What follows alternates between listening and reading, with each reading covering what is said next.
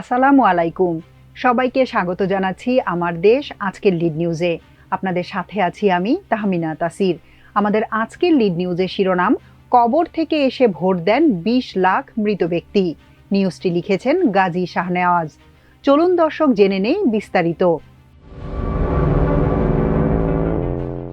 শেখ হাসিনার আমলের ৩টি ভুয়া নির্বাচনে ২০ লাখের বেশি মৃত ব্যক্তি ভোট দিয়েছেন। প্রধান নির্বাচন কমিশনার এএমএম নাসিরউদ্দিনের ভাষায়, ওরা কবরবাসী ভোটার, কবর থেকে এসে ভোট দিয়েছেন। দশম, একাদশ ও দ্বাদশ এই ৩ ভুয়া নির্বাচনে ভোট দিতে পারেননি দেশের ১২ কোটির বেশি ভোটার, যার মধ্যে নতুন ৪.৫ কোটি। ওই নির্বাচনগুলোতে ভোট দিতে না পারার আক্ষেপ রয়েছে পুরনো তালিকার ভোটারদেরও। বর্তমান নির্বাচন কমিশন আশা করছে আগামী নির্বাচনে ভোটারদের দীর্ঘদিন ভোট না দিতে পারার আক্ষেপ ঘুচবে। রাজনৈতিক বৈপ্লবিক পরিবর্তনের পর এবং ইসির ইতিবাচক বক্তব্য, নতুন পুরাতন সব ভোটারই পছন্দের প্রার্থীকে ভোট দিতে পারবেন এমন মন্তব্যের পর এমন স্বপ্ন দেখছেন নবীন প্রবীণ ভোটাররা। অন্যদিকে ওই ৩ নির্বাচনে জীবিত ভোটারদের সরব উপস্থিতিও কম ছিল। তবে মৃত ব্যক্তিদের পক্ষে ভোট দিতে সরগরম ছিল ফ্যাসিবাদী আওয়ামী লীগের দলীয় নেতাকর্মী ও দোসররা। এ সুযোগ তৈরি করে দিয়েছিল আওয়ামী লীগ মদতপুষ্ট খলনায়ক ৩ কমিশন, যে কারণে তারা ভোটার তালিকা থেকে মৃতদের বাদ দেয়নি, যার সংখ্যা ২০ লাখের বেশি। এবার হালনাগাদে বেরিয়ে আসা বিপুল সংখ্যক মৃত ভোটারকে তালিকা থেকে বাদ দিচ্ছে নির্বাচন কমিশন।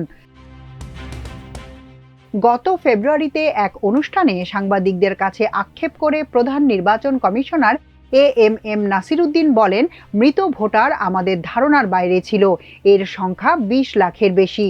বর্তমান কমিশন তরুণদের ভোটার করার জন্য দীর্ঘদিন ধরে বাড়ি বাড়ি গিয়ে হালনাগাদের সিদ্ধান্ত নেয়। এতে নতুনদের পাশাপাশি বাদ পড়া প্রচুর মানুষের সাড়া পেয়েছে।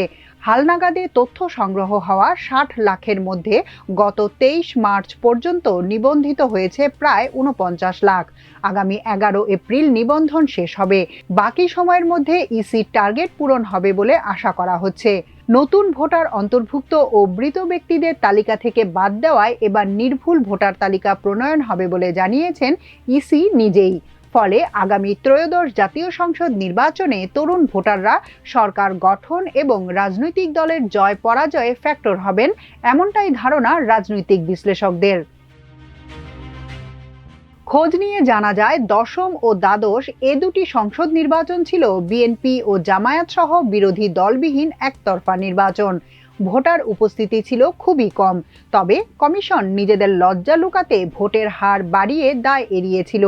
ওই দুটি নির্বাচনে যথাক্রমে ৪০% ও ৪০.৪০% দেখানো হয়। রাজনৈতিক বিশ্লেষকদের মতে দশম ও দ্বাদশ সংসদে ৫% বেশি মানুষ ভোট দিতে কেন্দ্রে যায়নি। সাবেক ইসি সচিব জাহাঙ্গীর আলম দ্বাদশ সংসদ পরবর্তী নির্বাচনের ফলাফল ঘোষণা মঞ্চে বলে বসেন যে ৫% বেশি ভোট পড়েনি। তার এই বক্তব্য সোশ্যাল মিডিয়া সহ সর্বত্র ভাইরাল হয়। এসব তথ্য উপাত্ত থেকে স্পষ্ট ধারণা পাওয়া যায়, বিতর্কিত নির্বাচনে আওয়ামী লীগ সমর্থিত ৩২% লোকও ভোট দিতে যাননি।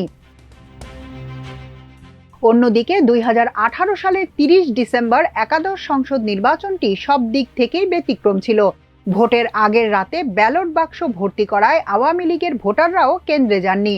পুরো কেন্দ্র ছিল আইন শৃঙ্খলা রক্ষাকারী বাহিনীর দখলে। বিএনপি সহ বিরোধী দলগুলোর সমর্থকদের কিছু সংখ্যক সকালে কেন্দ্রে গেলে ফ্যাসিবাদী হাসিনার পেটোয়া পুলিশ বাহিনী জানায় তাদের ভোটটি আগেই হয়ে গেছে। এ নিয়ে মানুষের আক্ষেপ ছিল ব্যাপক। ভোটারবিহীন এর নির্বাচনেও ভোটের হার দেখানো হয় ৮০.২০%।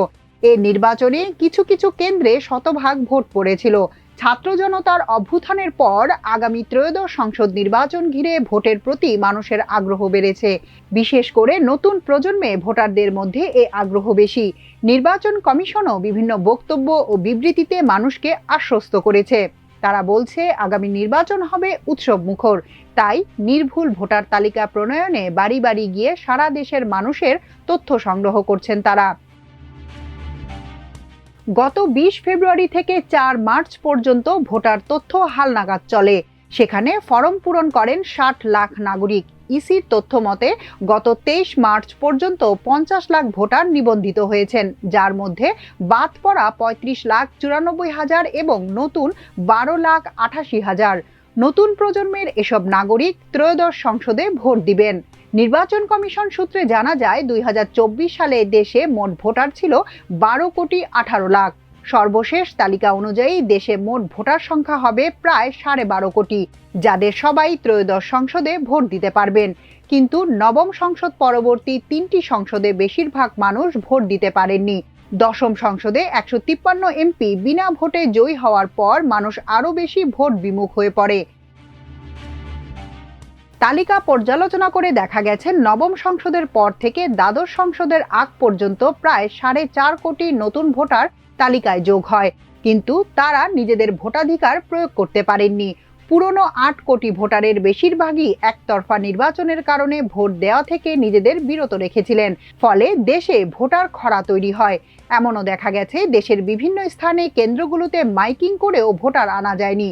2024 সালের 5 আগস্ট ছাত্র জনতার অভ্যুত্থানে শেখ হাসিনা পালিয়ে যাওয়ার পর নতুন সম্ভাবনা তৈরি হয়।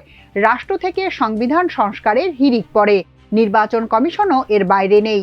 তারাও ভোটের পরিবেশ এবং সবাইকে ভোট ব্যবস্থায় আগ্রহী করতে নানামুখী উদ্যোগ নিচ্ছে। ছবিসহ ভোটার তালিকা প্রণয়নের পর বাড়ি বাড়ি যাওয়ার সংস্কৃতি থেকে বিগত কমিশন বেরিয়ে আসে। বর্তমান কমিশন নতুন প্রজন্মকে ভোটদানে আগ্রহী করতে পুরনো ধারায় ফেরেন। এসব উদ্যোগে ব্যাপক সাড়াও পেয়েছে ইসি। ফলে আগামী ত্রয়োদশ সংসদ নির্বাচনটি জয় পরাজয়ে বড় ফ্যাক্টর নতুন প্রজন্মের 4.5 কোটি ভোটার। স্থানীয় সংস্কার কমিশনের আহ্বায়ক ও নির্বাচন বিশেষজ্ঞ ডক্টর তোফায়েল আহমেদ আমার দেশকে বলেন, বিগত 3টি নির্বাচন ছিল প্রহসনের, তাই ভোটদানে মানুষের আগ্রহ ছিল না। তবে নির্বাচন ব্যবস্থায় নানা সংস্কার ও হালনাগাদের পর নতুন একটি নির্ভুল ভোটার তালিকার মাধ্যমে আশা করা যায় মানুষ ভোট দিতে কেন্দ্রে যাবে। ভোটটি উৎসব মুখর হবে। এখনকার মতো এ পর্যন্তই। প্রিয় দর্শক, সবাই ভালো থাকুন, সুস্থ থাকুন, থাকুন আমার দেশের সঙ্গে। চ্যানেলটি ভালো লাগলে সাবস্ক্রাইব করুন, লাইক, শেয়ার ও ফলো করুন আমাদের ফেসবুক পেজ। আল্লাহ হাফেজ।